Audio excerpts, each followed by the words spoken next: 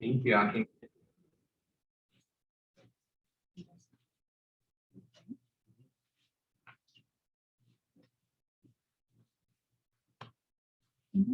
So good morning, everyone. I'm glad everyone was able to make it here safe, and we will have a very good training today. Like as Coley said, we want you to be, relaxed. At any point, if you need to get up, stretch your legs, use the restroom, feel free to do so, or grab some, something to drink as well. So my name is Amber Smith. I'm with the New Hanover County Senior Resource Center, and this is. I'm Audrey Hart. I'm with Emergency Management. I focus on mass care. What that means is basically anything to do with people So, in emergencies. yeah. So Audrey and I are going to kind of go over a little bit about, why are you here? Why are you so important to be here, not only for this training, but if we do have to activate in an emergency situation, what your role will be. As you can see, you saw lots of hand raises from individuals that are employees of New Hanover County. And as Coley said, from lots of different departments. I mean, we have the library in the back represented, Office of Diversity and Equity as well here, but New Hanover County certainly takes emergencies seriously, as a big deal. It's a big part of what New Hanover County does is to make sure that we are protecting all of New Hanover County, people being first and foremost. So with this, we also know that we have a population of special needs residents here in New Hanover County that might have unique needs that if somebody doesn't have a special need. So this is really what this purpose of the registry is to help New Hanover County be better prepared to assist people if that need arises, those that have a special need in New Hanover County. It certainly helps emergency management be better prepared and asking for resources, whether it's from the federal government, from the state, but also more importantly, so we're better prepared here locally with our own resources as well. So as volunteers, you are extremely important, and I can't emphasize that enough. The Special Needs Registry here in New Hanover County, the concept started in about 2003 and really kind of came to fruition in 2004. And really, truly, it was based on having volunteers help us identify who the Special Needs Registry participants are in New Hanover County, but more importantly, throughout the year, to help provide emergency preparedness, emergency education to individuals throughout the year. And then in the event that there's an emergency, we get notification from emergency management that says, we're going to be activating. It could be that we're going to be activating shelters coming up, but we're going to activate, and you need to start doing the call down to inform individuals who are on the registry of there's an emergency happening or there's an emergency that is on the horizon, and what are the plans. And part of that is we didn't want here in New Hanover County for this to be a robocall where it's not personalized, where somebody just gets a phone call and says, Hurricane X, Y, and Z is coming, be prepared. For certain individuals, we wanted to make it that personal connection that we need volunteers to help with that, to make that one-on-one phone call and actually speak to that individual, find out what are their plans. Do they have natural resources that they can connect to? Because we want people to really think about their own emergency plans and not necessarily relying on someone else to help them.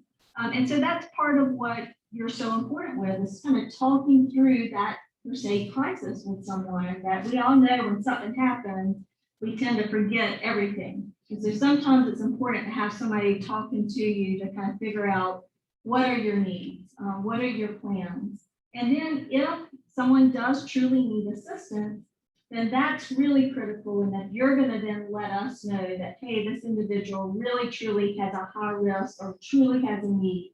They need to go to a shelter, whatever that circumstance is, but they have no way of getting there. And you've kind of talked through to that individual or trying to figure out if there's other natural resources.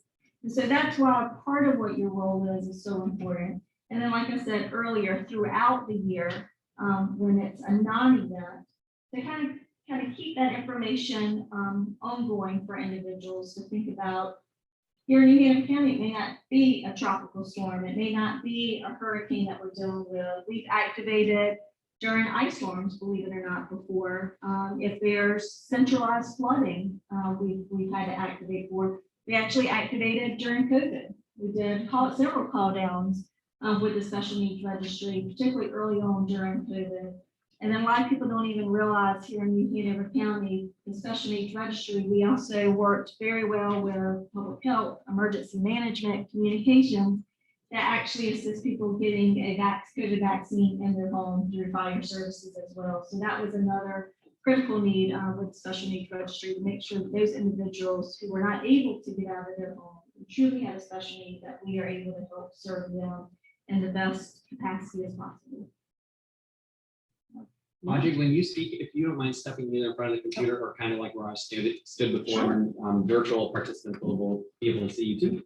Awesome. Thank you so much, Amber. Thank you guys so much for being here. I mean, Amber pretty much covered about why we're here, right? It's about reaching out to folks that may or may not have the resources and the support systems in place in order to be able to get out of their home, get to safety, get to medical care, get to support systems and things like that. So folks that are secluded in their homes, that may have a caretaker with them, but maybe the caretaker, the person they're taking care of, they're not able to, they're bed bound. They're not able to put them into the vehicle to bring them to a shelter. They're not able to provide those resources and things like that. So, but the first thing before we can reach out to those folks, we need to make sure that we're putting our own oxygen mask on, right? Before you come in and start making calls to make sure that they're prepared, you all have to be prepared. You all have to know what your emergency plan is, should there come a time. And what that looks like, it depends. For me, my emergency plan is very different than somebody who's not in emergency management, but I still have to make sure my dogs are safe. I still have to make sure that my parents live in Curry Beach, so I make sure that their home is ready and prepared and everything like that, and all their stuff is inside. I live in an apartment, so clearing off my porch and things like that. And then I go into work, and I work until boss man says go home. But just making sure that those things are thought through for yourself are really important, because as you make those calls, you might realize, oh man, I didn't do that. I need to stop making calls, and I need to run home and go ahead and do it myself. And if you just go ahead and prepare yourself and prepare it, then it's almost reassuring, like, yeah, it took me an hour to get ready, or it took me 30 minutes, or it actually, you know what, it took me a lot longer. It took me about 5 hours before I came in and made calls. And being real with the person that you're talking to as well is really important, just because we're people. And people want to hear about people. So when you're providing that information and just talking with folks, having that sense of calm and saying, yep, I prepared myself, is going to provide that reassurance to the person that you're speaking to as well. So just a tidbit, I mean, it really just depends on what your emergency plan is, whether you have medications, whether you have any cognitive, mental health, physical, intellectual, whatever it may be, need of folks, that's going to make a difference in how you prepare your family. If you're the caretaker, how is somebody going to help somebody are you going to be able to lift somebody that's bed bound, to transport them to a shelter, to the medical shelter, to wherever, in order to receive care? So just keeping those things in mind. And we're here to talk about how to do those things. So don't stress too much on, well, I don't even know how to provide those things, because I don't know what the resources are. That's why we're here today. We're going to be talking about the resources that we have on hand. And I have not activated, as far as this side of things, I worked with a nonprofit before, so I've activated in disasters as a nonprofit, not as a county emergency manager, but knowing that you guys are in good hands with the staff here. You guys are going to be supported. You're not gonna be making the calls and being like stuck with the case and you're like, I don't know how to refer them to, and it's okay to say I don't know. And then just connect with staff and we'll be here to support you all. Anything that I missed? I mean, you touch base on the different emergencies that we have. We also have the nuclear power plant in Brunswick County. We're within the radius of that, and just providing that information ahead of time, just to know what all we need to prepare for. We're basically doomsday preppers and emergency management, but we have a job title. So, yeah. I'll get on the computer. Okay. It's not gonna help me. I believe I hand it back over. So there's essentially three branches. When you think about what we're going to be talking about today, there's a lot more that goes on in emergency planning and emergency management. But as far as today's purposes, really the three branches is, the first is the actual registry itself. The second one is the special needs task force, which I'll talk about a little bit. And then the third one is the individual care coordination center, which I'll reference that as the IC3. So just makes it a little bit easier to talk about. So really and truly what we talked about is you as volunteers truly are essential to the registry.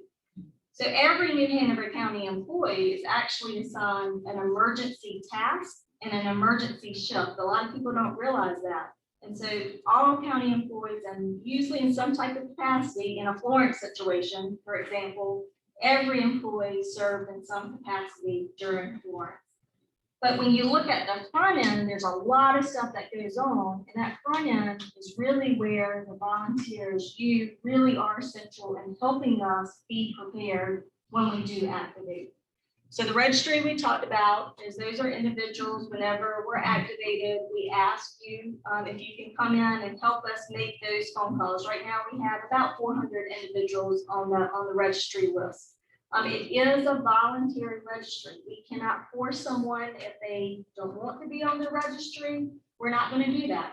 But we do want to educate the public if they have a special need, and maybe they do or they don't have a caregiver, that we encourage them to be on that registry for a variety of reasons, not to pry in their information, but we're really coming to a place because we want to make sure that that individual is prepared.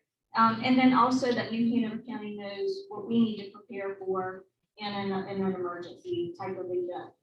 So that is critical when you come in, you start doing those phone calls. A little bit what we'll get into further down the road is that you're going to actually then be flagging the profiles.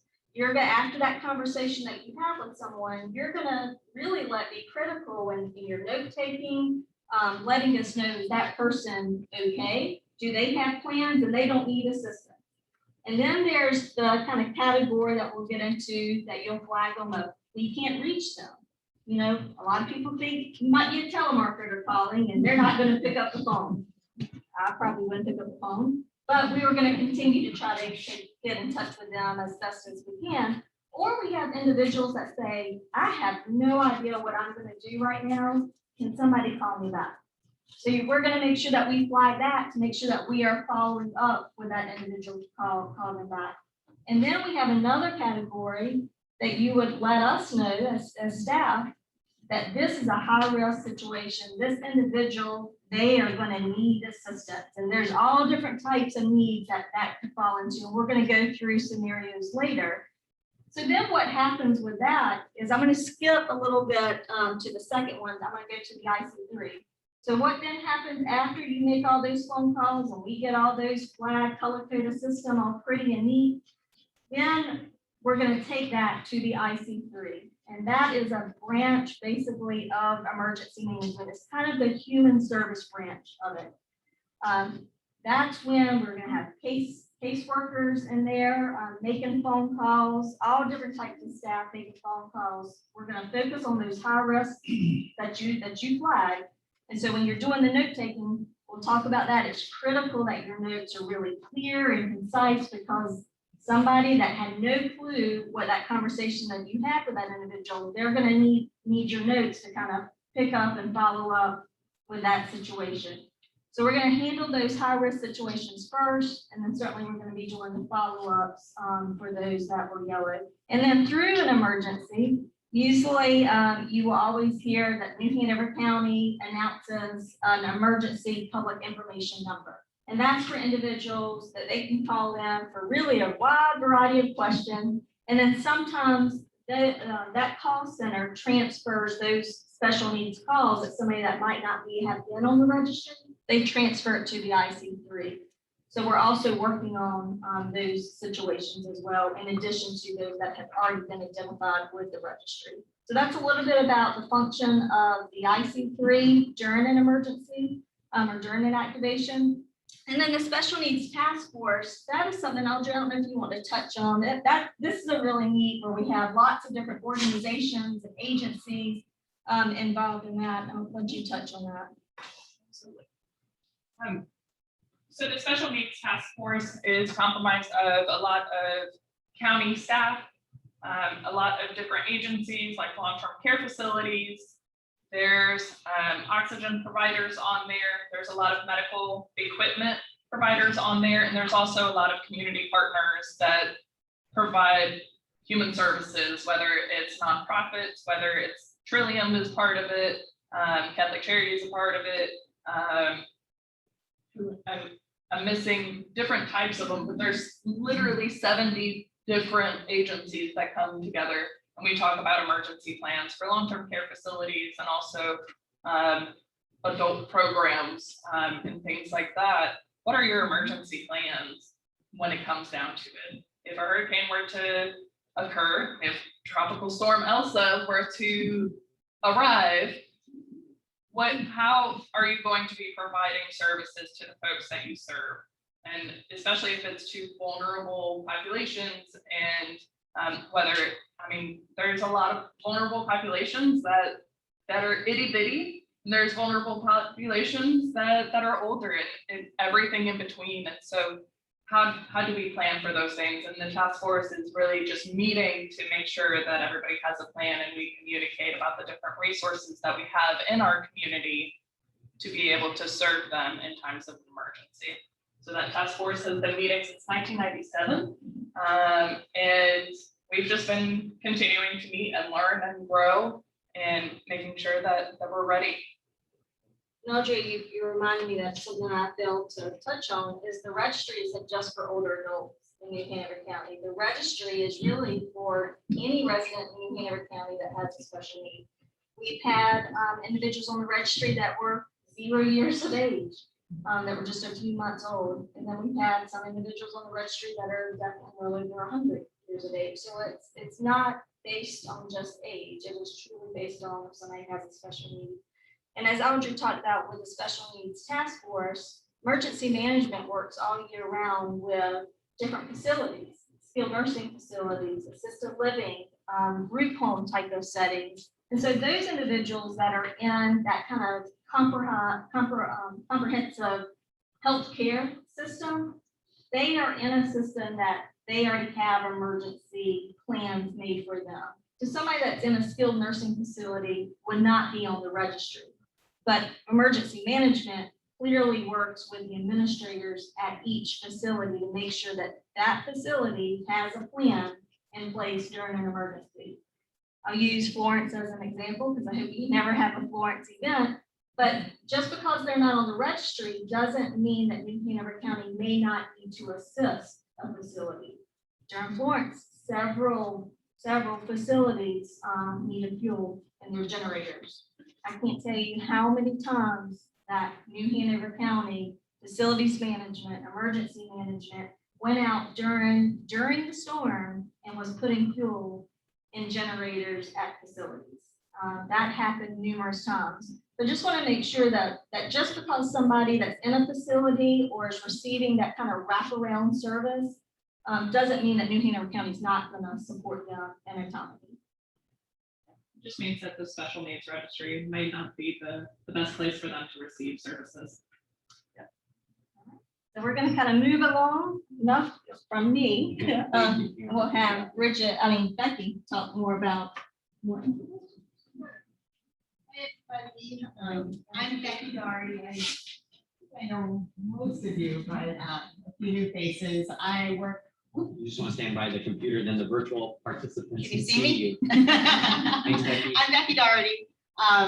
So I'm actually fairly new to this as well. I've been here for just over a year, and thank you to everybody for being here, and also to our fabulous volunteers. Checking through the rain, so we appreciate your participation, and this, as we've talked about, is incredibly important. And I know that several of you in the room have made calls before and been involved with special needs registry, and some of you are brand new. So I think it's a great overview, and I'm also learning a lot today. So thank you. I'll try not to repeat too much that Amber talked about, but I just wanted to give you a little bit of background of how the actual registry has been built. So over many years, we've seen, again, completely voluntary, but residents join the registry for one reason or another. They are at higher risk during a storm, and in some cases, we remove them for, I'll give some examples, but typically our clients learn about the registry. It may be from their doctor's offices. It may be just from getting on the New Hanover County website. It may be from walking through these doors, a lot of word of mouth that perhaps this is an appropriate, resource for certain people. Community partners and agencies and different New Hanover County departments also refer a lot of our clients. So we also, unfortunately, over the last year and a half, haven't attended a lot of fairs, but there are outreach fairs. And really, it's interesting, having only lived here for about a year and a half in Wilmington, how many people do know about the registry. They know that it exists, and of course, being kind of a hot spot for hurricanes, it's such another emergency potentially, but what a wonderful resource. So to sign up for the registry, clients can either get on the website, print out the form, they can come in here, pick up a form. In a lot of cases, I'll get a phone call or directed through the senior center in New Hanover County, and I'll even mail out a form with a return envelope with a stamp, and the old-fashioned way. So we see forms come in, especially this time of year. Over the last month, we've seen quite a few new registrants come through the door, and again, just a great resource. But basically, in your folder, you'll see what the form looks like. It's probably like on your It's a right-hand staple side. one. Yeah, the staple one, but everybody is required, who's on the registry is required to fill out this form. If we see that some major sections are missing, we'll reach out to the client. But yeah, it includes personal information, obviously information about their plan and emergency contacts. If we can get to contacts, that's very helpful. We asked about transportation, whether, their medical background. A lot of times we'll get a full list of their prescriptions and that sort of thing, and any sort of medical issues, concerns, mobility. That's really, we try to include as much information as we can, so that if it does come down to it, our team has the best and most comprehensive information possible. We ask about their pets. What's the plan? So at least there's a little bit of background in an emergency, quite a bit of background if possible. We take that information, and through the RSVP office here at the Senior Resource Center, our team of staff enter this information into Salesforce, our database. We also retain the hard copy. So we have that information, and as part of this process, part of this program, we'll be reaching out to you at some point during the year, periodically, to come in for what we call as a call down. It could be, so I'm looking at Sandra, she's like, I was just here a few months ago, but we just bring folks in, Alethea, for a few hours to make phone calls to our special needs registrants, just to make sure that none of their information has changed. In some cases, they relocated out of New Hanover County, so they'll come off the registry. If they're now in an assisted living facility or nursing home, they'll come off the registry because they have that care taken care of. If they're deceased, they're going to come off the registry. So that's also very important to keep those records as updated as we can. And yeah, so that's kind of just an overview, and it's a constant work in progress. But we do also encourage registrants to reach out to us if something's changed. It doesn't always occur to people when they move to, think of, oh, I'll call the senior center to let them know to take me off. But usually that's when we would even in some cases, reach out to their contact and just get some updated information. So it's really I think right now in very good shape. We're, as Amber mentioned, just shy of 400 registrants, but I feel like that number is growing a little bit because we are seeing some envelopes come through the door. And I guess I just kind of wanted to give you that background and also let you know as this is kind of our core volunteer team that, we'll be calling you on occasion if you're able to come in for a few hours. It might even be a couple days in a row just to make those calls to people. And I have to say, yes, in some cases, people don't answer the phone, they don't recognize the number, or, might be a little bit hesitant, but in so many cases, you do get through to somebody and the feeling of reassurance, if they have been through a storm or some sort of an emergency, I think that just knowing that somebody's looking out for them just gives them a great sense of reassurance. So one other thing is that if we do reach out to people over a 6-month period, typically if we don't hear from them after 3 or 4 outreaches, then we just can't get through to them, then we will take them off the registry, but they can always be added back on. So that's kind of just an overview of how the registry was built, and it's like I said, a work in progress, but I think it's in really great shape, and it's due to the volunteers that we're able to kind of keep up with things and then feel really prepared when a storm rolls around. Does anybody have any questions throughout this? If you have any questions, please just raise your hand or chime in online. But okay, well, I think we'll move to Bridget next. Thanks. Bridget, do you want the slide remote or do you want me to advance? You can. Okay. How's everybody doing? You need to stretch? Anybody need any refreshments? Okay. Here's My name is Bridget Cotton, and I've been working with the Special Needs Registry about 3 years now. So fortunately or unfortunately, I got to go through Hurricane Florence. That was my first initial experience. So that was very interesting, but it was fascinating, and it was wonderful to know that we live in a county that is so prepared.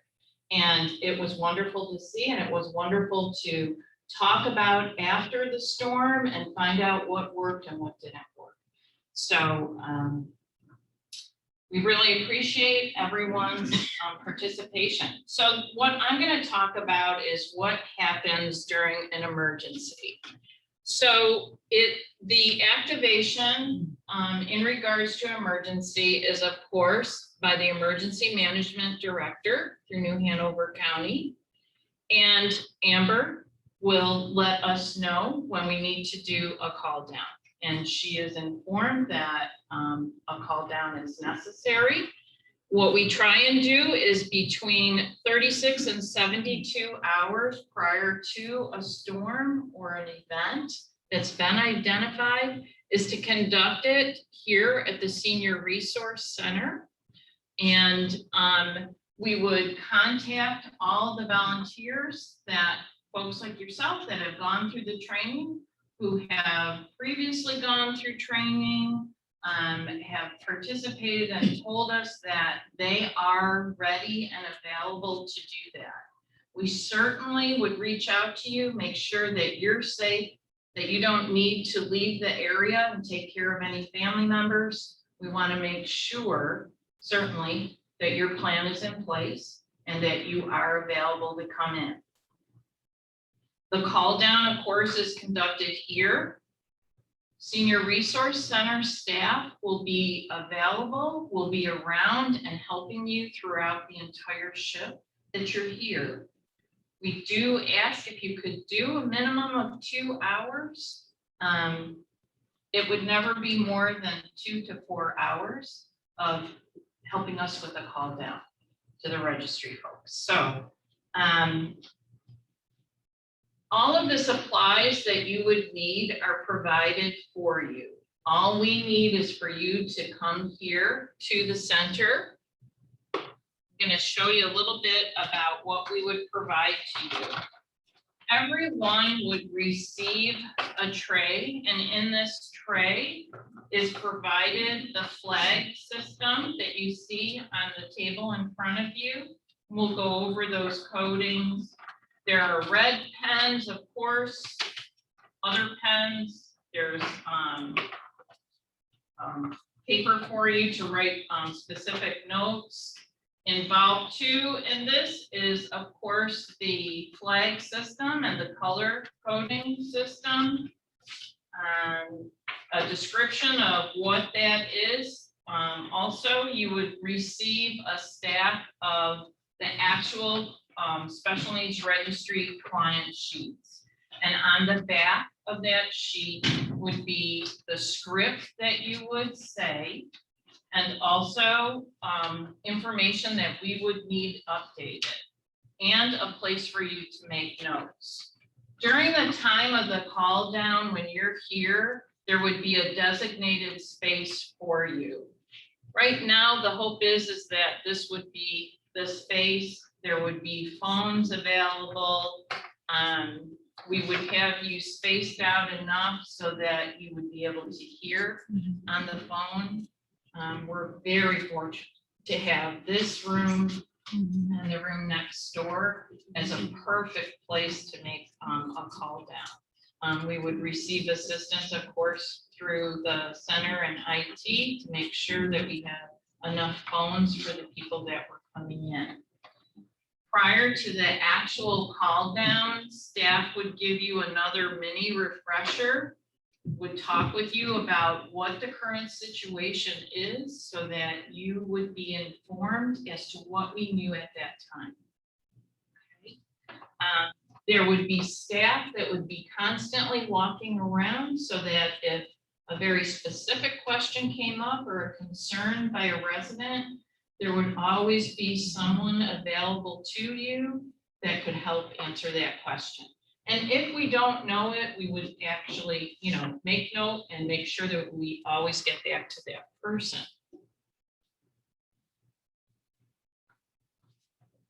Bridget, thank you. Do you want to go through some of the profile sheets, like the specifics and the script, as well as the coding system, to kind of walk through in that sense for everybody? Just what that entails Sure. for the time we have. Okay. The profile sheet that you've seen here, it's in your packet. It's the one that's redacted one. So this is from the software that we are using currently. And this is the type of sheet that every single person on the special needs registry has. This is what you would be working off of, okay? If anybody has any issues and needs larger print, let us know. We can make sure that we have a magnifying sheet to place over it to help, but please let us know if you have any needs for larger print, because it is a little bit small. But in regards to this sheet, you can see the contact information. There's also medical information that is very, very important during this time. Also, what their plan is. And the reason why, of course, we would give you the red pens is this is the sheet that you're actually going to write on and you're going to make the changes to it. Okay. So obviously, people's situations change. Emails, phone numbers, addresses, things change constantly for folks. And we have found that at the time that even though we might have done a call down, things have changed for folks, okay? And this is also the time for us to record on this what their plan is if they've changed it. And so that's what we need to know. So if they can provide us with a revision, that's very, very helpful. Because I think it's important for you to know too, that people worry about computer programs and software during a situation and a storm. But please know that we also always carry with us a hard copy. So that goes with us, you know, like the black briefcase that goes with the president.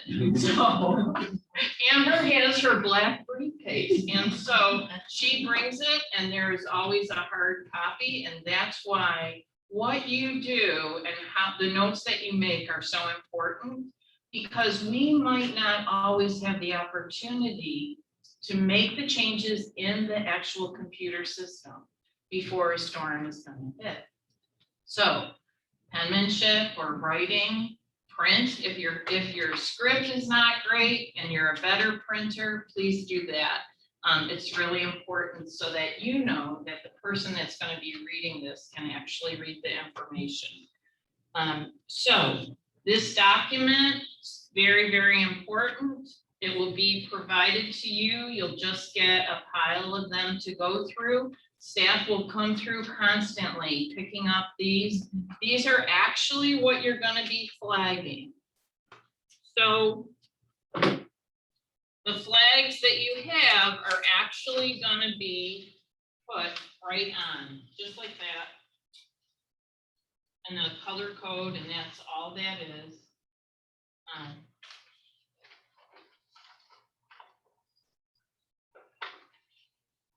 Do you want me to go over the back of it? Yeah, I think so. If you want to ask if there's any questions on this, and then I'll take the moment and pull that up really quickly, so I'll get the script. Does anybody have any questions about what they see on here, if they're not quite sure, if they don't understand? There is a question that seemed to be confusing to most people, is what zone they live in. And Audrey, I'm not sure if you can address this. I can. Okay, The zone is not necessarily something that's important in times of disaster. The zone is based on the Brunswick nuclear power plant. So if you're in zone 10 and 11, which is Curry Beach, Carolina Beach, then more than likely you're in one of their zones. The zones 1 to 9 is actually in Brunswick County. So 10 and 11 are in New Hanover County. And zone 12 is actually Sunny Point military place. So nobody lives there, it's grass and trees. But yeah, so that's what the zones are. In times of emergency, they really, and that's just what we use if there is an activation, if they do live in those zones. And this we know, hey, here in the special needs registry, here in zone 10, we're doing a drill for the power plant, or we need you to go inside, stay inside, turn off your AC type of thing. So that's just for us to better plan and prepare for who may need assistance. I see where the zone is on the special needs registry form, but I don't see that it's on here, and should it be of concern to us what zone? it's under the gender. Sorry, Yeah. I see it. Okay. Thank you. Yeah, no worries. Should we ask them? They're not knowing. Most likely they may not know. Right. Brunswick Nuclear certainly, lets people know if they're in a zone, but a lot of people like on the registry themselves, they usually put like a question mark because they don't know what that means. I can tell you that occasionally we do get notification from the Brunswick Nuclear plant of somebody that they know that has a special need that's in that zone 10 or 11, and then we can add them to the registry. Great question. Does Benton County and Brunswick County have this type of program for the counties? Yes. So it is statutorily mandatory for every county to have a special needs registry. What the extent of the registry is depends on the county, because a lot of people don't have enough funding for staff and things like that. We're very fortunate in this area. Brunswick County actually has a great special needs registry as well. They're very active. Pender County as well. Okay. We live in Benton. Okay. We not serve better, serve our county. That is a decision for you to make. Yeah, if you want to serve here, you're welcome. If you want to serve Pender County, In case of emergency, this would be a Yeah. Yeah, Mhm. agreed. Yeah, I would call Pender Emergency Management. As Audrey said, it's a statutory requirement that all counties in North Carolina have a registry. But it may be very different than how it is in New Hanover County or Orange County or Pender County of how they activate their registry. We probably just a bit closer to us. So, No problem. Please Yeah. join us. Dave, Yeah. we'll follow up with you. Yeah. We have plenty of lunch.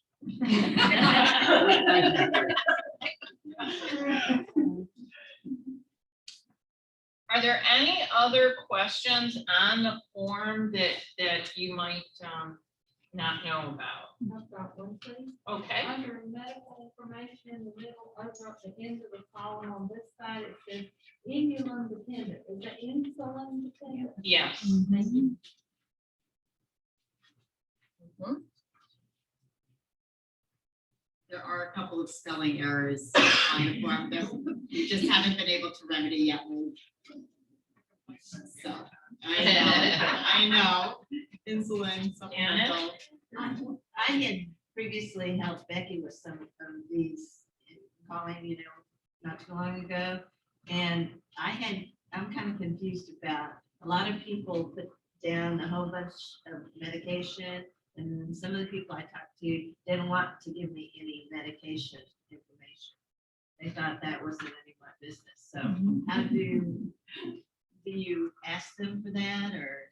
That is strictly up to them. It's whatever they put on their application to be in the registry. Correct. That you just go with that information and you don't ask them any further information than that? No, it is certainly up to them if they want to provide Yeah. medications and that. They might be concerned that they might not be able to get their medicine and they feel that they're giving us prior knowledge of some of the medications they're on, because they might not understand what would happen if they ran out and they had to go to a shelter or something. And it's wonderful to know that there is a computer program linked to pharmacies, and Audrey has the name of that. Sure. So it's called RX Open, RX for pharmaceutical, and every pharmacy is able to put in their status, and it's at the bottom of your notes page are a couple of links and resources that we have used quite a bit in activation. So RX Open is one of them. During COVID, RX Open was actually used for which pharmacies were going to start doing deliveries, right? For people that were at home and very dependent on medications and things like that. So a lot of our call center and different community resources use that to see who in the pharmacy world kind of changed their programs for deliveries for, okay, we have a generator, right? So for times of that, maybe one of the things that's actually really neat about that program is it gets information for which prescriptions actually are requested most in times of disaster, so that they can stockpile ahead of a disaster. And the bigger companies, the CVS parent company, can go ahead and say, you know what, we push a lot of insulin, we push a lot of blood pressure medicine, we push a lot of antidepressants, we push a lot of this.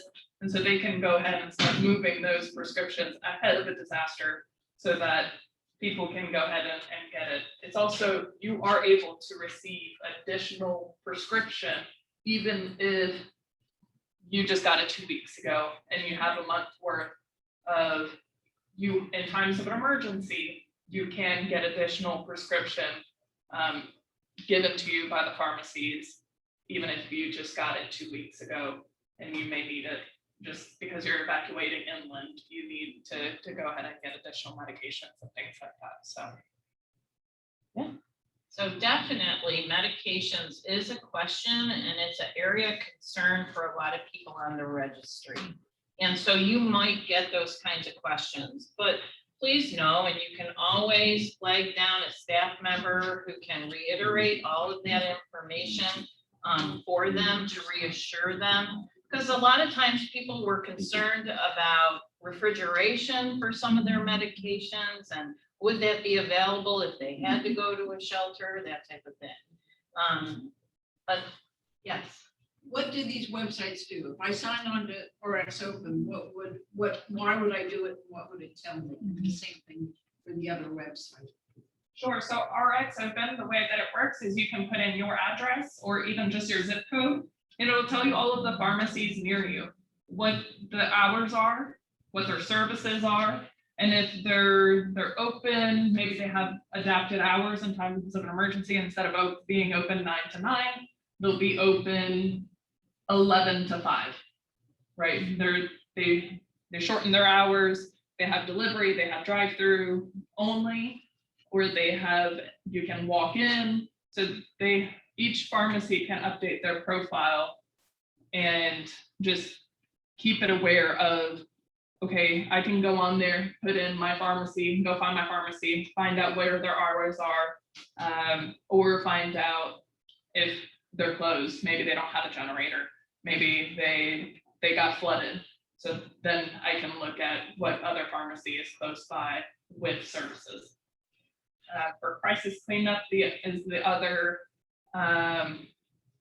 resource on your page, and crisis cleanup is right after a hurricane. Sometimes there's debris, sometimes there's a hole in your roof and you need tarping and you need basic response tools.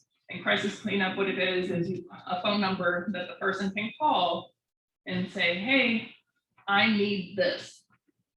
Okay, great, put a ticket in. Volunteer organizations will collect that ticket online and say, I'm gonna go help tarp their house. I'm gonna go clean up their debris. I'm gonna go do this. So Baptist on Mission, the Methodist group, the Encore, Catholic Charities, and a couple of other volunteer organizations will see all of the accumulation. Sometimes they get huge, especially if it's nationwide event, and they will be able to say, all right, Baptist Mission will go ahead and take care of that household and provide those services.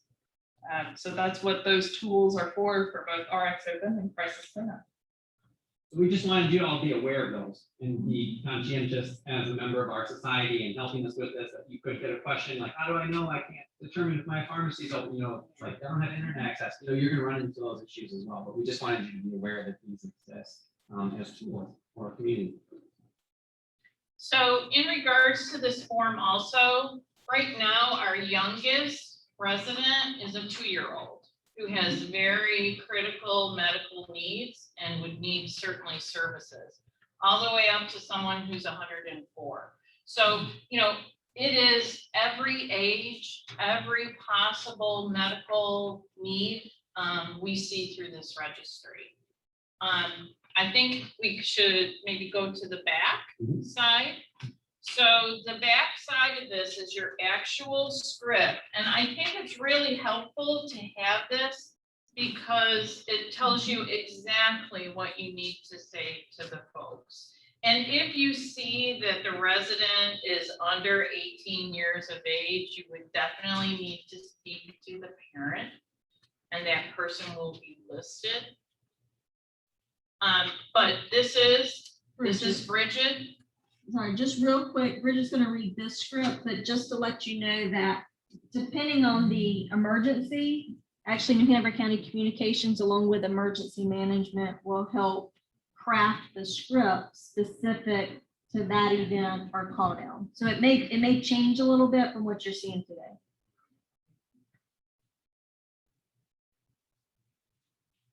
This is Bridget calling for the Special Needs Registry at New Hanover County Senior Resource Center. I'm calling today to make sure your plans are in place for Tropical Storm Elsa. Shelters are being coordinated now and will likely be open. This, of course, would certainly be changed. This would not be in the script if there were not shelters going to be open. And it gives people the specific places that they can check. emergencynhc.com for updates from county officials. Listen to local news and radio and the National Oceanic and Atmospheric Administration Weather Radio for weather forecasts and alerts. And also in the brochure in your packet, it also reiterates how important it is to make sure that the places and the sources of information are legitimate. Because sometimes people listen to radio shows that, you know, blow things up and get people all worked up, so. And the question you're gonna ask is, what is your plan for this event? And you can say to them, on our registry, it said that you're going to your daughter's home in Asheville. Are you still planning on that? That type of thing. You know, get information. Are you staying with family and friends? Name, address, phone number. Would they prefer to be texted on their phone for any messages that come up? If they needed to go to a shelter, if the county had made the decision that shelters were going to be open, what area are they in? Audrey, is this even something that we should be saying, or? As far as which part? Shelters. If shelters are open, then yes. Okay. Yeah, it just depends on the situation, like you said. If there's no shelters in place, obviously don't offer to go to a shelter and say, just kidding, they're not open. Right. Do we have a list of shelters that we could tell them about, or will we just talk to somebody that has that information? Yeah, so if, depending on when the call down occurs, if we're notified by emergency management that, you know, which shelters are going to be open, then we would definitely provide you with which shelters and what area those shelters are located, because we clearly want to kind of match somebody to the shelter that's closest to their home. If shelters do open, there will always be a pet co-location shelter as well. And we'll get into more about pet situations, but you know, somebody has a pet and they're going to a shelter, then they would need to go to that pet co-location shelter. Another big issue is how they're gonna get to the shelter. So transportation is important for them to, you know, let you know about. Tom? This also be a good place to remind them of what to bring to the shelter. Their pharmaceuticals, things like that. Is that true? Yes. Certainly, when we do people have all of their documents that they need?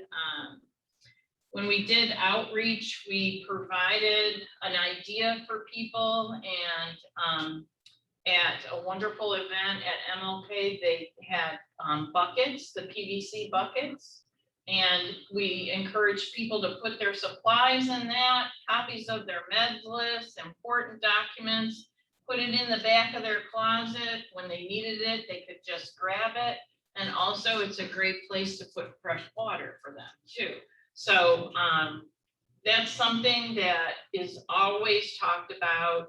They can get it on the website in regards to what they need to have and supplies they need to have in place. And we can have that information within that little bin there for you. So obviously we can't fit everything on this script, but we will have, you know, people are saying, yes, I want to go to a shelter, or even if no, I don't plan on going to a shelter, I plan on staying home, that you can kind of almost do like a checkbox. You know, not necessarily checking off, but like kind of those high point areas that you can say, well, remember to make sure that you have, you know, X, Y, and Z for, you know, your plan.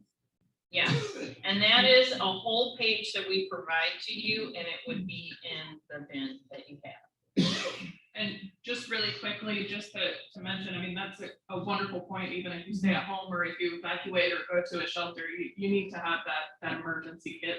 The reason why it's not on this specific sheet is just because when this goes to IC3, it's easier if it's front and back. Like this, we don't lose, oh, the staple ripped off, now I don't know whose page went to who and things like that. So it's just easier if it's front and back.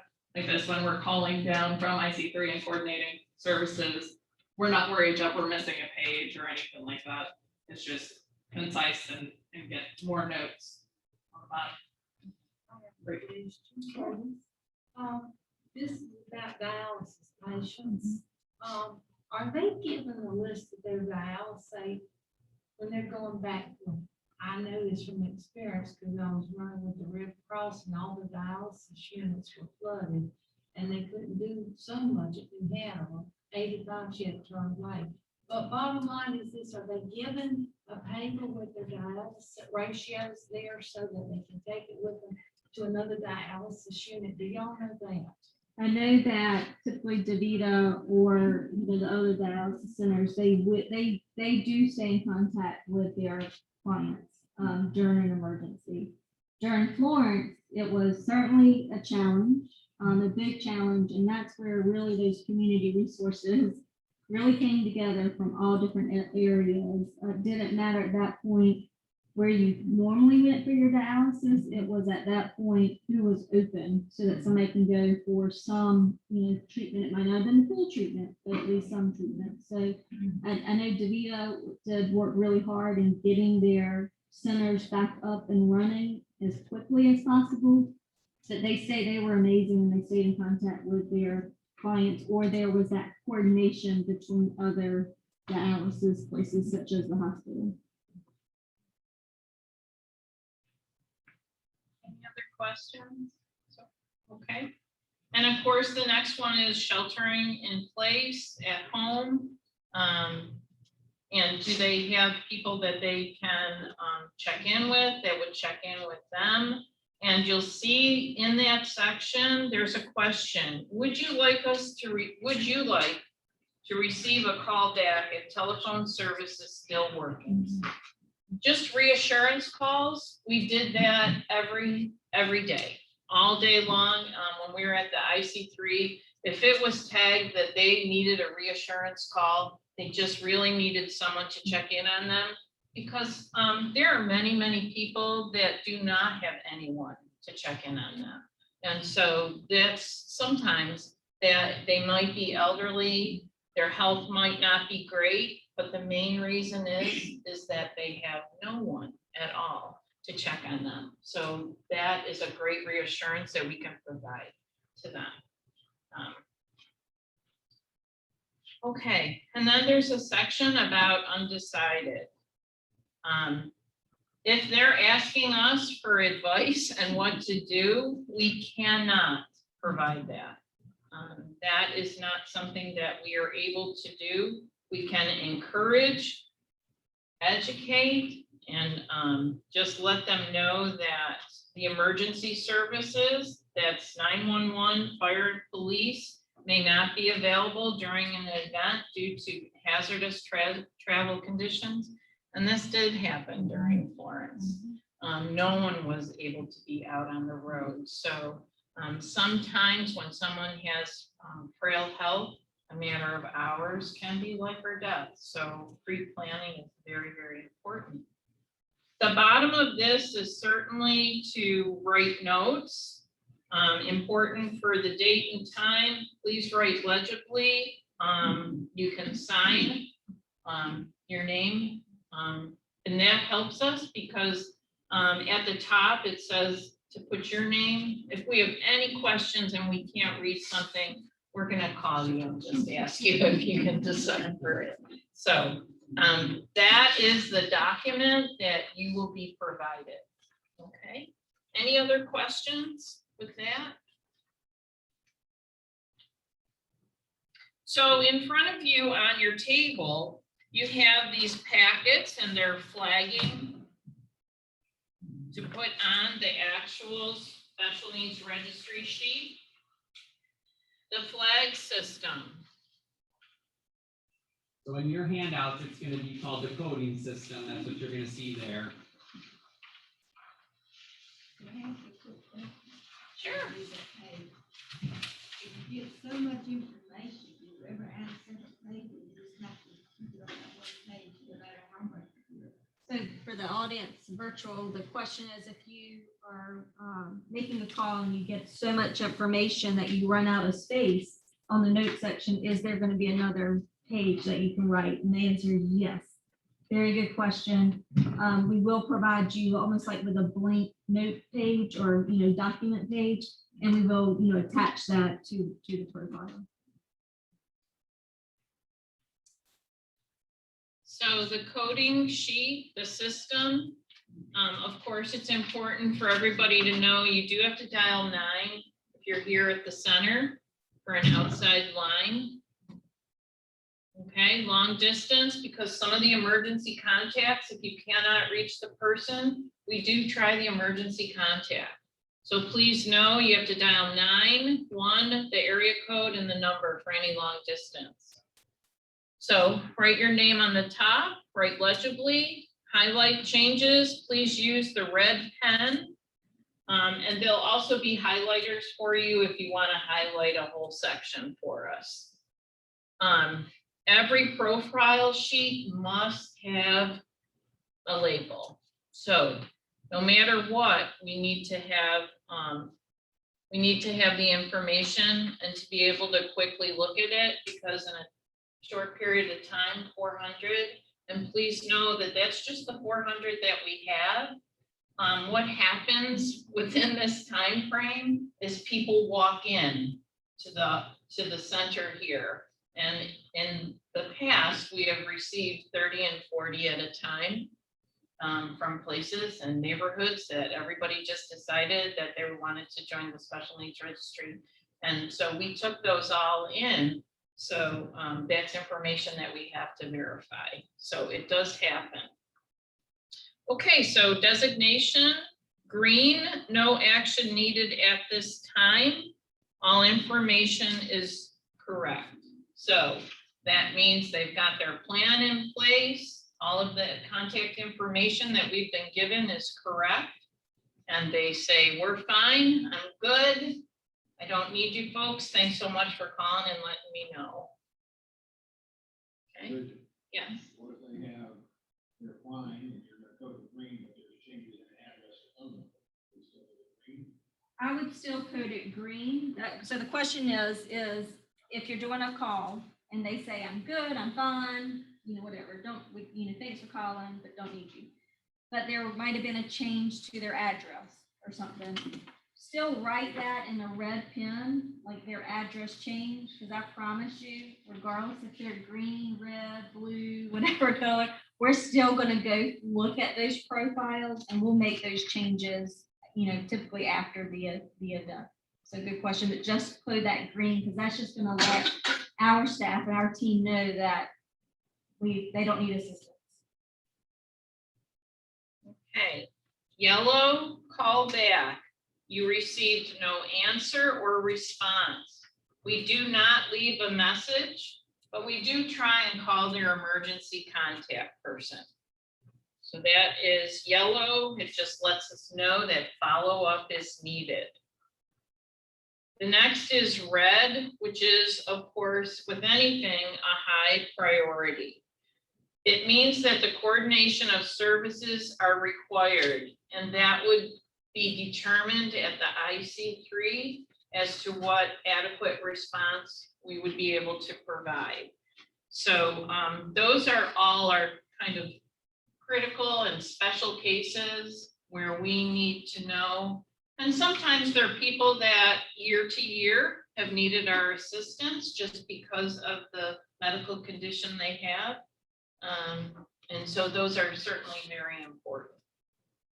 And I think on your note sheet, you'll see that we have provided some notes there just to remind one another that we're reassuring our residents that we're not promising any services. So the intent of us doing the call down in this sense of prioritization is not that we're coming up with a solution. We're just prioritizing that, and then it goes on to the IC3, and the IC3 then assists in making a determination of what is going to be the adequate response for that individual. So that we just put a little note in there, and it's also okay to say, I don't know. Yeah. We'll follow up with you. And there is one other color that make things more confusing. It's blue, and blue may not be used very often, but the reason for the blue is it may not be associated with the emergency.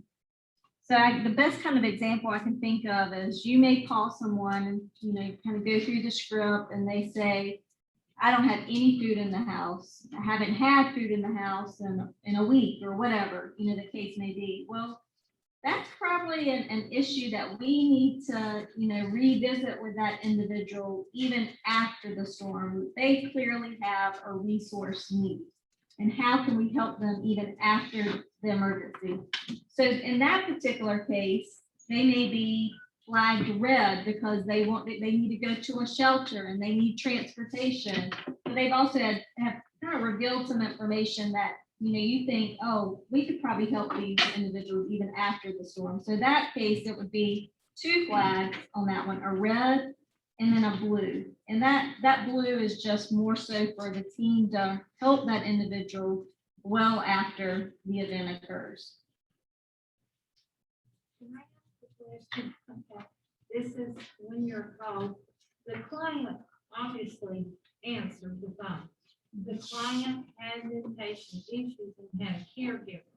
In the old form, there was an area where I could look at it and see, obviously, they were taking medications, which I knew what they were for. So how are we gonna know that clue?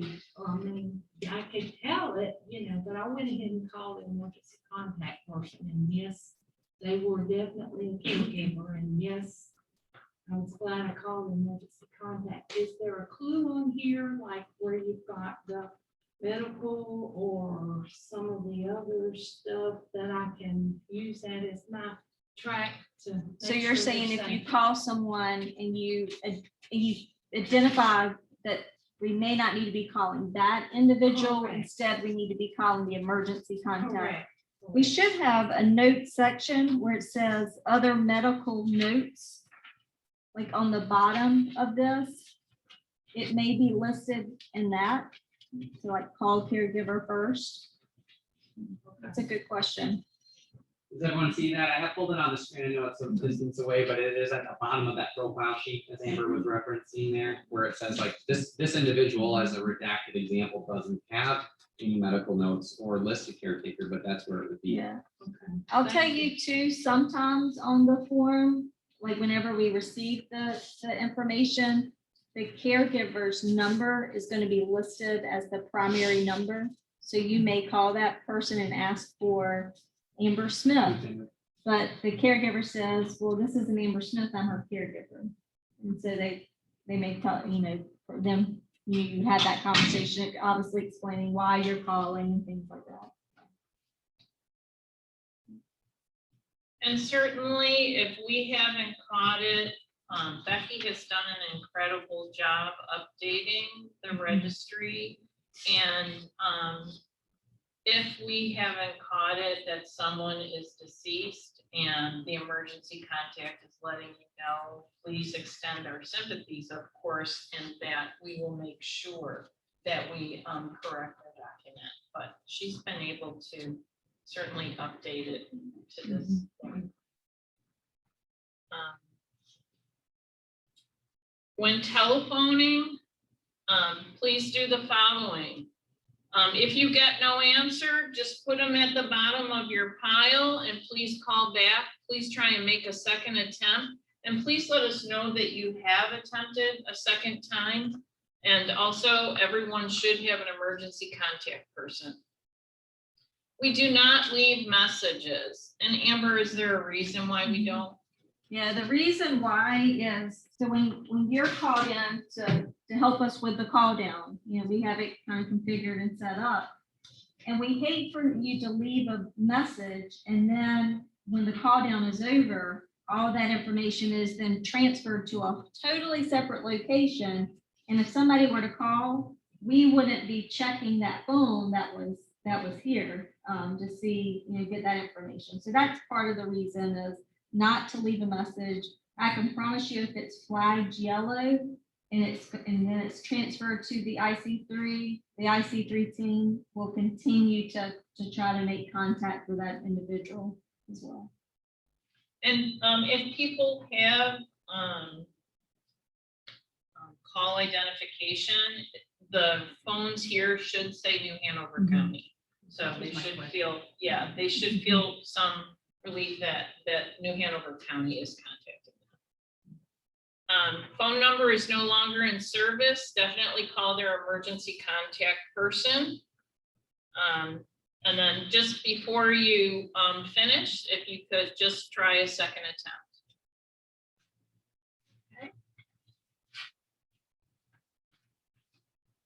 Question. Mhm. Some older people, some younger people too, don't like computers or don't have access to them. So these websites, the RX Open and the Crisis Cleanup one, that might come up as you're finishing the call, and they might say, you have a phone number for that.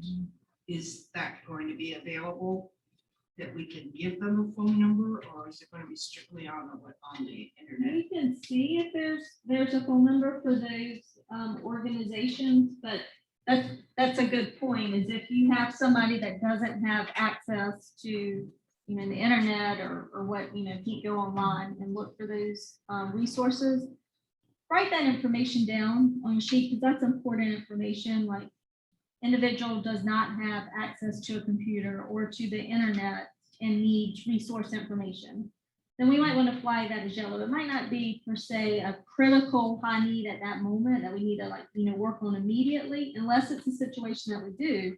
But that way it lets us know in the IC3 that we can follow up with that individual just to check of, do you have medication issues or whatever the situation may be, cleanup issues, to kind of follow back with them and see if there's any resources that they do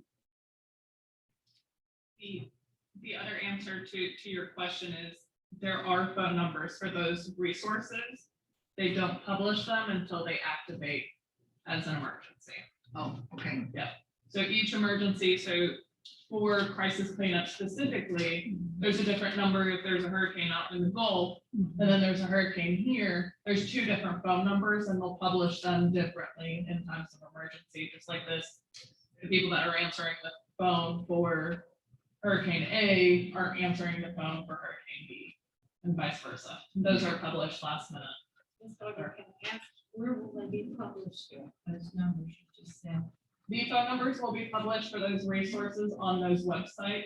And that is part of what we'll do in the resources, just to make sure that you all as volunteers have access to that information when they do publish them.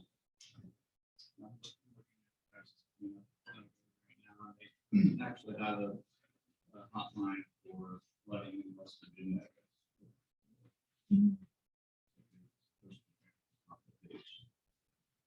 Does it go on 211? Once that goes on? Yes.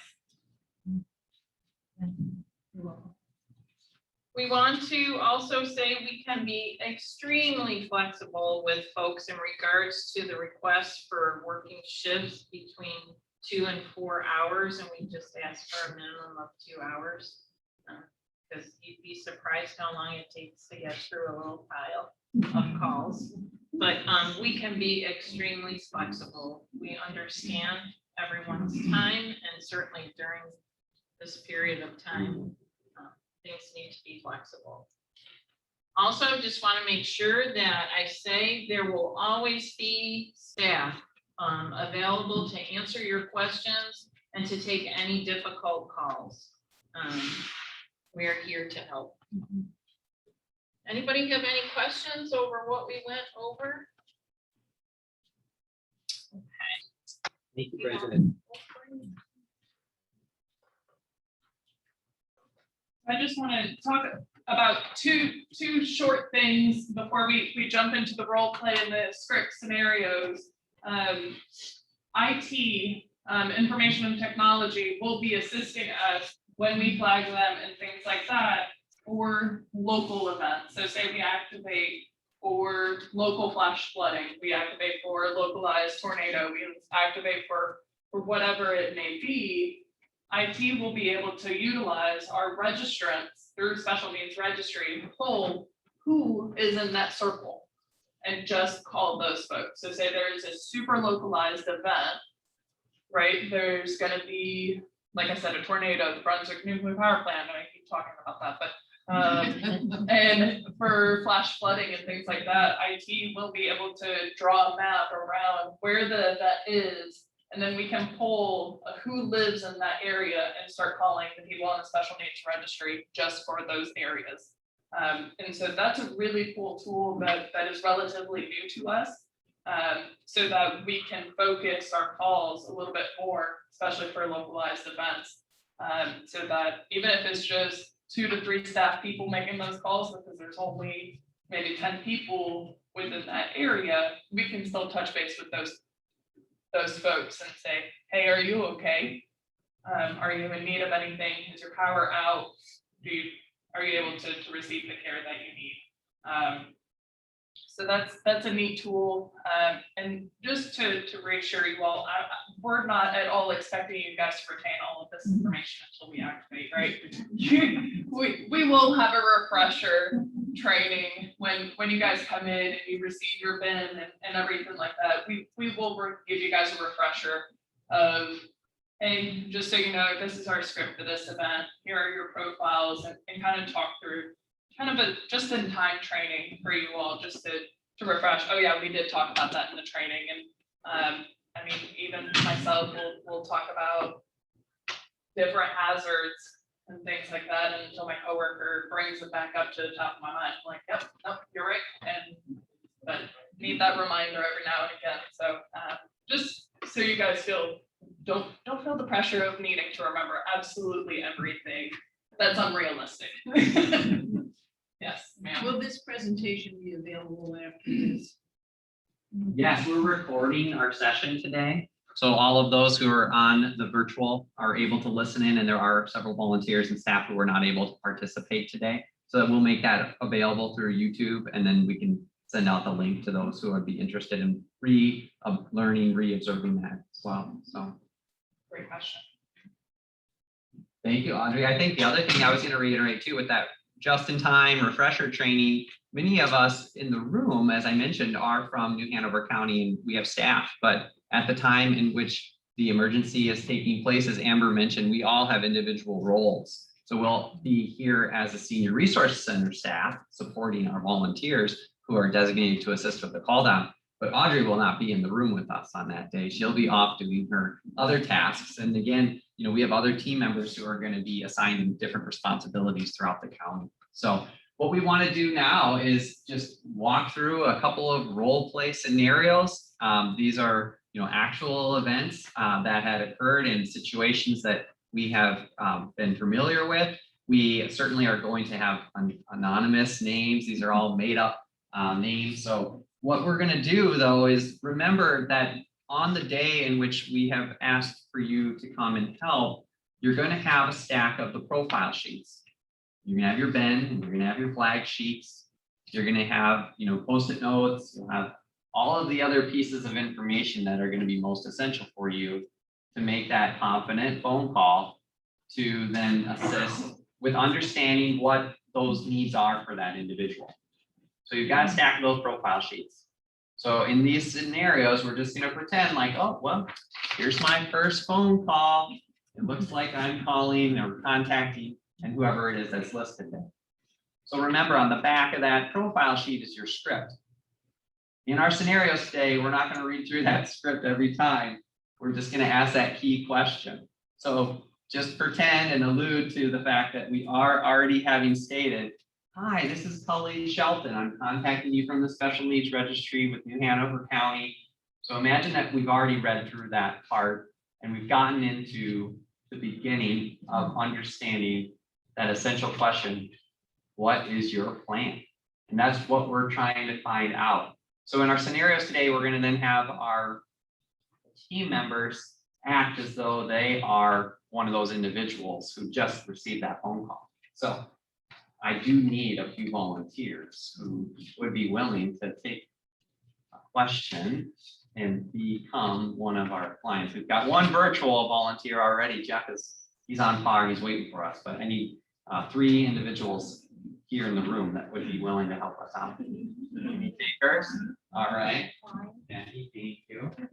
Well, you're going to be the resident, so you can read through that and we'll call on you in a little bit. Give you some time. Any other home?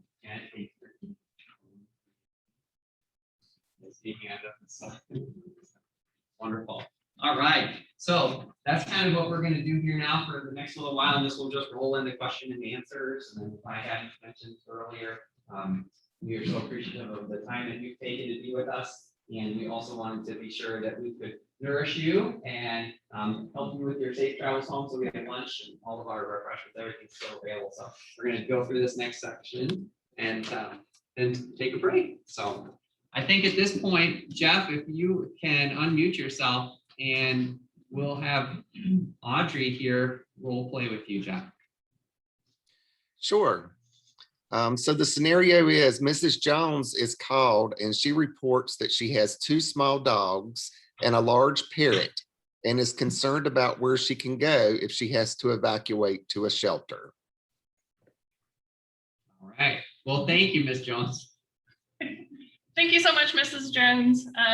I hear that you have a couple of pets with you, 2 dogs and a parrot. And you're wondering if you can go to the county shelter that are open right now. So we do have a shelter near you, and it's Coddington Elementary.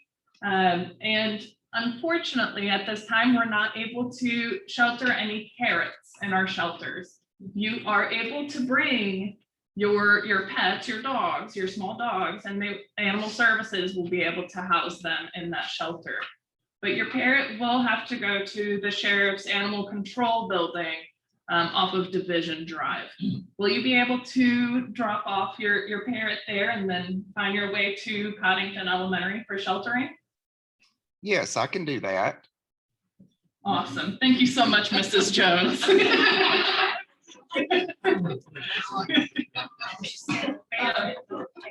Thank you, Jeff. Thank you all. For pets and animals, we are able to house at co-location, and actually I said it wrong, Coddington is not a pet co-location, so don't use that as an example, but parrots, iguanas, snakes, tarantulas, things like that, we are not able to house at pet co-location centers. We are able to transfer them if absolutely necessary to animal services with the sheriff's department, who also runs the pet co-location side of things, but cats and dogs only. If you have a service animal, not an emotional support animal, a service animal, you are able to go to any shelter. Anybody with medical needs and things like that, if it's self-sustaining medical needs, so they have an oxygen tank, but they don't need a caretaker or anything like that, but they do have oxygen with them, they can go to any shelter. If they do need more assistance and they're more medically fragile, the state actually opens up a medical state facility, and then IC3 would help with figuring out if that would be a good fit for them. So then what color would they get flagged if they need to go to the state medical facility? Yes, sir. Now, do they have to bring crates for the animals and their own food? Like, when they go to a shelter? They can, but we do have crates. We have over 100 crates for dogs and over 50 crates for cats at the shelters. Some people bring their own food and things like that. The individual will be responsible for just making sure their well-being, if they're on any medication and things like that, the individual will be responsible still for the medical need of that dog or the cat. But as far as crating them and things like that. So you should remind the client that, if they have an animal and they're on medicine, you should make sure they bring the medicine Absolutely. with them. Because some of these people are in a panic. Yes, yeah, you're absolutely correct. Yeah. Yes, ma'am. I actually have 2 questions. For those with service animals, do they need to bring the paperwork verifying the service animal? Yes, ma'am. And then do the animals have to be crated? Like with the crates? A service animal? Not a service animal, just a Okay. regular. Oh, right, yes, ma'am. They will be crated. We keep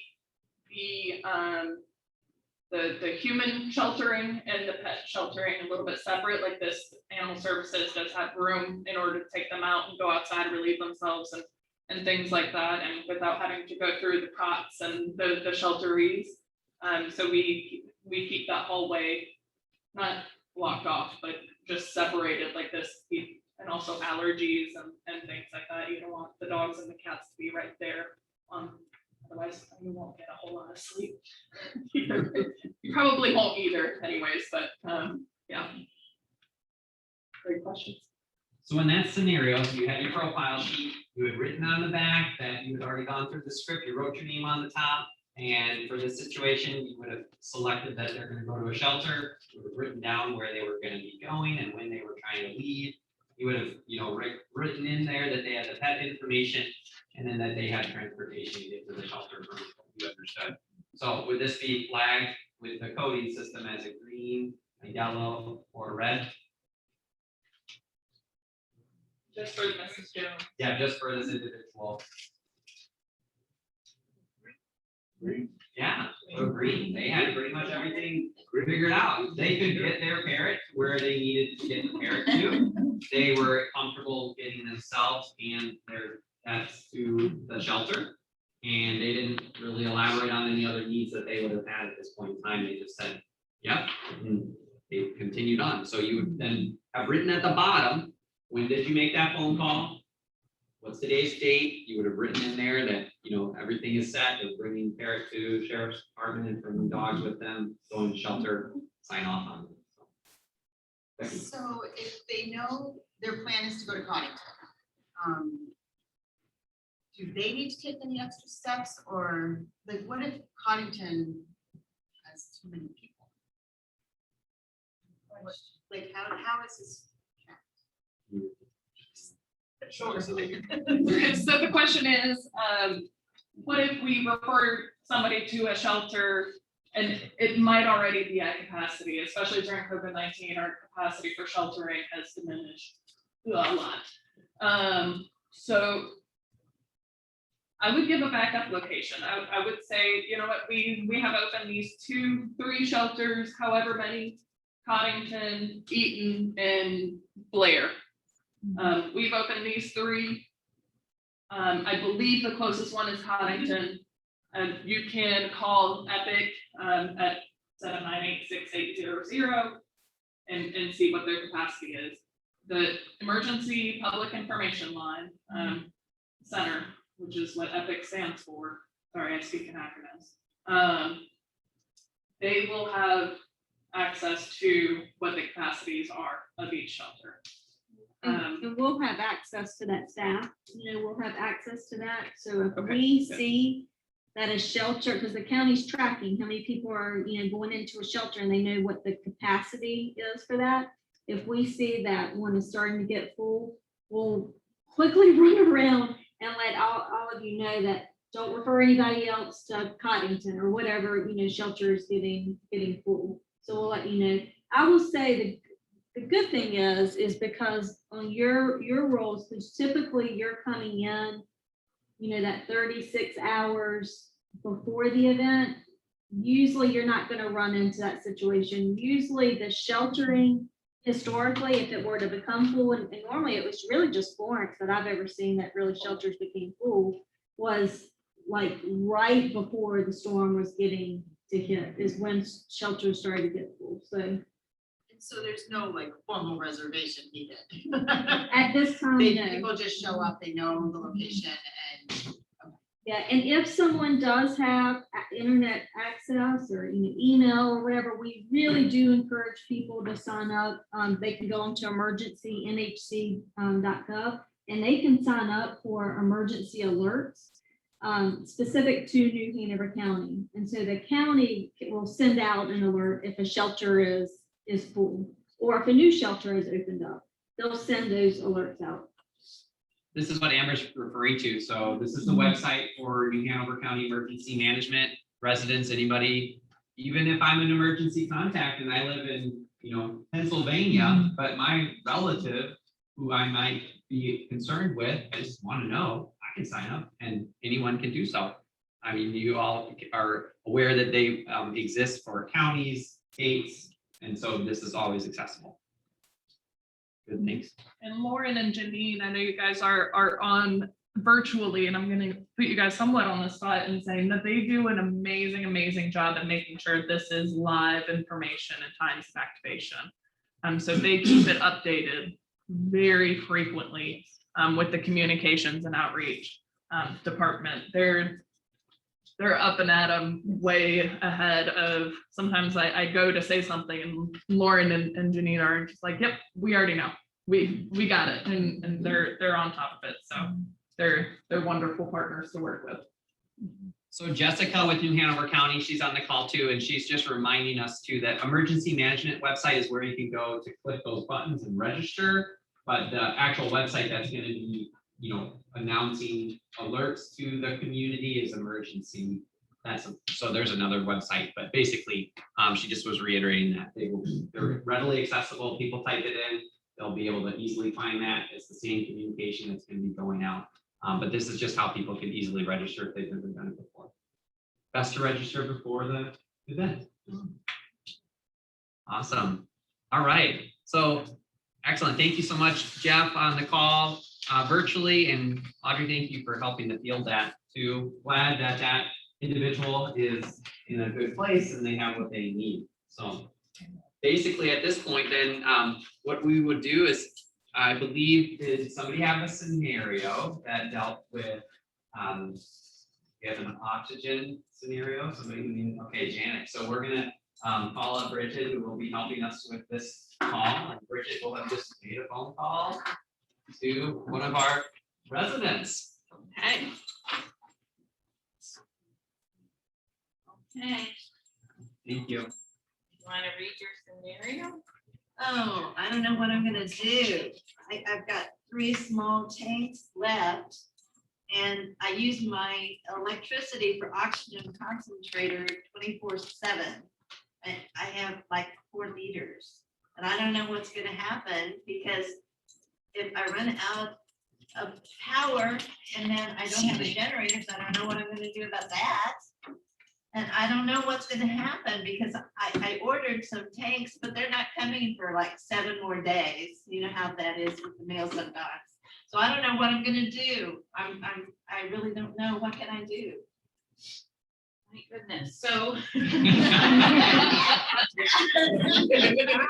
Well, first off, let me reassure you that we can put a call in to your supplier to see what the issue is, why it would take them that many days to get you some more oxygen.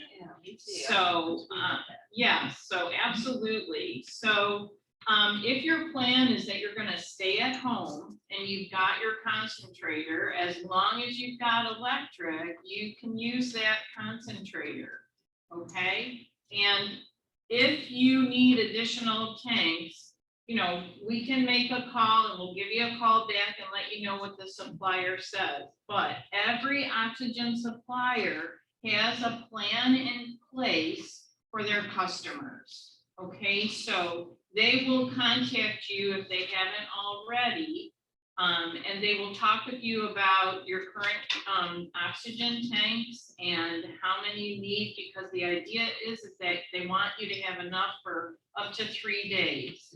If you don't have a generator, then they're going to talk with you about, can you go to a family member that has a generator? Maybe you need to revise your plan. People with oxygen cannot depend on the counties and the county shelters to be their entire source of oxygen. That's really important to know. But also to reassure you that the oxygen suppliers, gratefully in our area, will work with their customers to make sure that they have a supply of tanks up to 3 days. Okay. So that would be something that we would help you with. We would make a call for you, for your supplier. If you're saying they said it was going to be too many days, and that's a long time. Well, I have an uncle that lives not too far from me, and he has a generator. So he told me I could come over there if I had to. I don't know if she's acting or not. I just want to know what would happen. So the nice thing about oxygen concentrators, they're mobile and they can fit into any, safe 3-prong outlet. That's great. And also, you know, some people need to have the attachment of a humidifier to that because they need that moist oxygen for them. So that's the nice thing about that. And certainly, as a caller, you would say, well, you know what, I think that's a great idea. So maybe you should call your family member and talk with them, but also place another call to your supplier and tell them that, you know, I got a call from the registry and they thought that you might be able to provide me with a couple more tanks. There is a company also in our area, and it might not be the only one, that when they initiate a service with a customer, they offer you 2 e-tanks at the time that you begin service with them. And that e-tank, depending on how many liters that you're on, can help you anywhere up to 8 to 10 hours. And that's a time frame that can get you to some place where you can get more oxygen available to you. So the thing is don't ever, you know, not take that service, because if you refuse that service, they will not guarantee that they will quickly get to you and bring you some, because they're offering it to you up front. And you can just put those e-tanks, you know, they don't take up that much room, and put them in a room and just keep them for when you need them. Bridget, thank you. How would you flag that one from your experience? What would your coding system have been? Well, that's definitely yellow for me as a follow-up is definitely needed. And even if this person said they were gonna follow through, I think we need to follow up with that person and say, what did you do with your plan? Have you really changed it? Are you going to your uncle's house? And, you know, but as far as I know, concentrators are allowed at shelters, and they're pretty mobile. I mean, they're a little heavy, but they're mobile. They can be placed in a vehicle and brought. They're not anything that's gonna blow up or anything. Thank you, Jan. Oh, yes, go ahead. Another question. I don't have that medical knowledge. So if I were talking to this lady, I might have suggested that she call her medical provider. That's kind of a common sense thing to do. You don't want to leave her hanging though. So what I would have done was just coat this thing red and hope these ICD people or whatever this next level is going to take. Sure. More Sure. I mean, and it could, how much I'm doing that. absolutely, if you feel that it's needed, it's pretty urgent, put a red flag on there. We're gonna be looking at everything that you folks do, so we will definitely follow up. So We don't have to solve their problem. We have to Correct. identify Identify it. You know, Absolutely. Absolutely. That's an amazing way of putting it. We're not looking to solve the problem. We're looking to identify where there could be a potential problem. And you're also helping them kind of talk through what Right. their natural resources may be. Because their first instinct might be, I need you to do this for me. When, you know, you're having that conversation of, do you have any family members that you can go to? Have you called, you know, your oxygen provider, or, you know, things like that? Maybe things because they're in a panic that they weren't thinking about. And through conversation, you were able to kind of help them think about their own resources. And that kind of naturally happened. I mean, Janet, you posed it as a secondary question because you needed to know yourself what else might they do. But Yeah, she was like giving me good ideas of things, and then I thought, well, but I don't have electricity. What if that goes out? And what do I do? And then I remembered that I had that uncle, yeah. and he told me I could come. So just like Amber so said, it was kind of like they said, but talking between each other, we kind of, you know, it all kind of worked out. so yeah, absolutely. Just as we said, it could be a yellow or red. We know we need to call back. It's a priority. It sounds like they need assistance, oxygen. And then also we will, just like we have information about the shelters, there would be information, you know, just some general talking points like what are some oxygen talking points, so you could, or, you know, we could say, we'll get back. I don't know. We will call you back. And then in that time, we might be able just to have somebody else on staff or somebody else assist. Great, thank you, Janet. Thanks, Bridget. So, all right, so we have another. Carly, Oh, yes, please Oh. go ahead, Becky. Hi, Carly. Hi, this is Becky. Hi, everyone. I have a quick question. Obviously, when we're, in 36 to 72 hours of a storm coming, it's a little bit too late. But when Duke Energy put these new meters on homes, because they asked me, and I know they asked my mom and dad, does anyone in your home use oxygen, have any disabilities?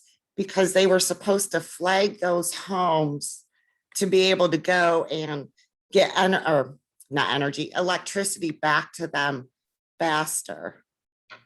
So, and of course, Duke Energy just did this within the past 12 months. So I'm just kind of curious if what they said to people is true. Has anyone talked to Duke Energy? And maybe, excuse me, we need to tell our special, hey, get your name on that list with Duke Energy. Oh, shoot. So, Becky, if I'm hearing your question / statement, if I'm understanding it, is what Duke informed you all correct with how they're redoing the power grid and figuring out where community needs are, and how true or how quickly that would come through? Is that correct? So when they put these new meters on the homes, they asked my mom and dad, do you use oxygen? And of course, my mom and dad use oxygen at night. And so, and my mom, and she's always advocating for herself and my dad. So she's like, well, why do you need to know that? And that's when they told her, because we're going to identify homes so that if there is a storm and we lose electricity, we can flag you and everyone else to make sure you guys get that electricity, put on a lot faster than someone else. I will say that is part of their consideration. Right. And identifying folks that are electricity dependent especially for medical reasons. That is part of their consideration. That being said, depending on the severity of the storm and the damage of the electrical grid, it is very difficult to promise that how quickly somebody is going to receive power back up. So if a transformer blew right outside of somebody's home, it's going to take a lot longer than a down power line down the street, who also is they're also on the list because they're medically fragile as well. So I feel like the way that the Duke person kind of provided that information was a little too general for my liking, or maybe I'm just too specific. Maybe that's probably more of the case. But I think those critical community information is really important, and that is part of their consideration in going out into the community and providing power services. It's a little too simplified to say that, oh, I'm on oxygen, I'm going to receive power first, because if there's an issue with the grid, if there's an issue with the transformer, it's going to take a lot longer to fix and things like that. So I don't know that I answered your question. No, you're fine. Like I said, this is the new meters. Like mine's only a year old right now. So, and we haven't had a storm, knock on wood. Now, if we have one this year, it will be interesting to see what does happen. Yeah. Like, because usually my electricity has always been turned on before my mom and dad. So, and we're only 2 minutes apart. I'm just wondering how that's going to work out. Yeah. That's all, but thank you. You're welcome. Yeah, thank you, Becky. All right, we have just a few minutes. We're gonna just do one more scenario, and then all the box lunches have arrived, so you can grab your sandwich and enjoy your meal here, or you can take out on the road, totally understandable as well. So I think, was there one about dialysis? Yes. All right, and if you could go forward with yours, and Tom, we'll have you come up, and Tom will have been the one to have made the phone call, and will be helping us think about how would we code this individual's needs for the day. Go ahead, Kathy, read your situation. Ms. Smith lives alone and gets rides to and from her dialysis by a team of volunteers 3 times a week. She has to have a dialysis treatment tomorrow, and the storm is set to hit tonight. And her volunteers are all leaving the area, and she has one family in this area.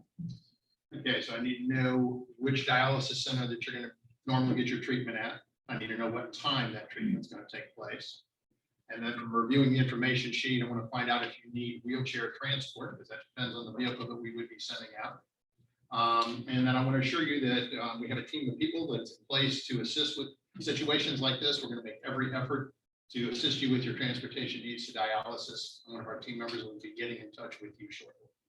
I did this during Hurricane Florence, and the one that I can tell you about, I go to all the time, it was standing knee deep in water and all the dialysis got flooded. So I don't have transportation, and you didn't discuss that with me just now because all my volunteers have left. And I'm just kind of stuck here because I'm feeling weak already, so I don't dare get behind the wheel of the car and try to get her to the dialysis center myself. Well, if your Thank you dialysis for center, your time and absolutely. calling me. If your dialysis center is open, we will make every effort to get you there. And we want to make sure we have the right vehicle to get there to be able to provide that type of transportation. I course. believe I can get on the van. I believe I can. I might need somebody to hold my arm or help me with, because did I mention that I've got oxygen also? The vehicle that we will send to you will have a hydraulic lift. We'll be able to get you on board secured with no issues at all. Thank you, Kathy. Thank you. So Tom, how would you go about coding that for what we've been discussing today in that type of situation? I guess I would probably put that in a red category. I mean, you're talking about dialysis being a life or death situation if it's left go too long. So I think I would definitely put that as red. Just make sure that you include on your notes if you can find out the information as to what time and what location they typically go to. That may change. I know from dealing with the dialysis groups here in town, I'm in constant communication with them as a transportation coordinator. For the folks that we normally transport, their hours change. Sometimes they can't get to a particular location and they have to change locations. So we try to coordinate that with that group. So it just depends if they're open or they're not. I have been informed that all of the New Hanover County dialysis centers all now have generators and are able to get open a little bit more quickly. But it all depends on whether or not we can get through the roads and get the folks to where they need to be. But we'll make every effort to do that. They are also, the dialysis centers are also another entity that participate in the special needs task force in gathering more information about what kind of generator do you have, how many hours of fuel does it use, and things like that. So all the nerdy emergency management stuff we already have on hand, so that if I need to call my coworkers and being like, hey, the Vita at Carolina Beach Road needs fuel. This is the kind of fuel that they need and how many gallons. A lot of conversations have occurred since Lawrence. Thank you, Tom. Thank you, Kathy. So what we're gonna do, so I know those who are virtual here too, we're gonna just stop the recording here. And